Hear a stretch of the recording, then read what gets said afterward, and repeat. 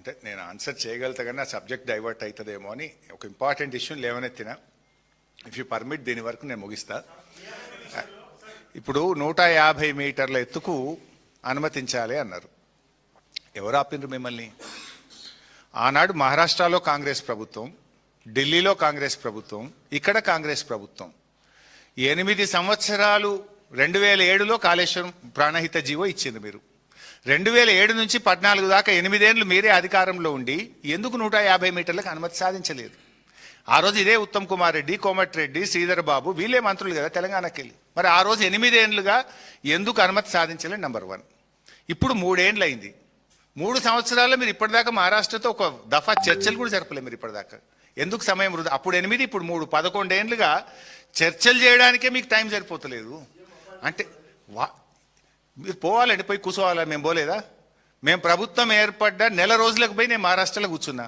3 రోజులు కూర్చుంటే 4 రోజు అపాయింట్మెంట్ ఇచ్చిండు. బతిలాడినాం, కలిసినాం, ఎక్స్ప్లెయిన్ చేసినాం, బాధలు చెప్పుకున్నాం, అనుమతులు ఇవ్వమని రిక్వెస్ట్ చేసినాం. కేసీఆర్ గారు తన జన్మదినాన్ని పక్కన పెట్టి కూడా మహారాష్ట్రలో వచ్చి కూర్చొని ఆ ముఖ్యమంత్రి గారిని కలిసి ప్రాధేయపడ్డాడు, రిక్వెస్ట్ చేసిండు, రాష్ట్రం తరఫున సకల ప్రయత్నాలు చేసిండు.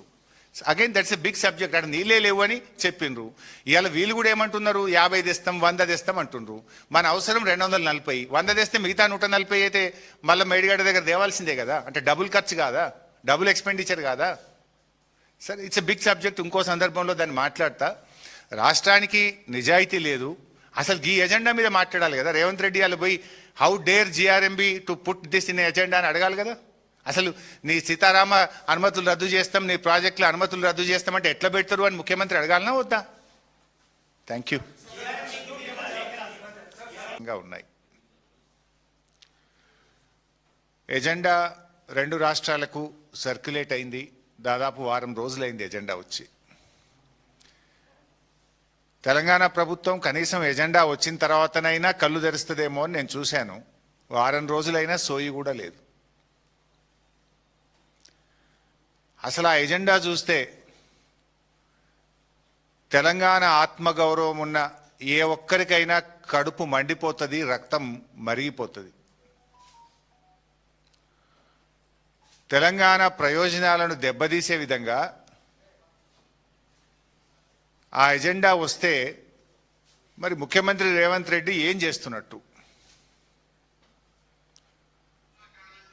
అసలు తెలంగాణ భవిష్యత్తును ఆగం చేసే విధంగా, తెలంగాణకు సాగునీరు దక్కకుండా అంత కుట్రలతో కూడినటువంటి ఎజెండా వస్తే రేవంత్ రెడ్డి గుడ్డి గుర్రం పళ్ళు దోముతుండా?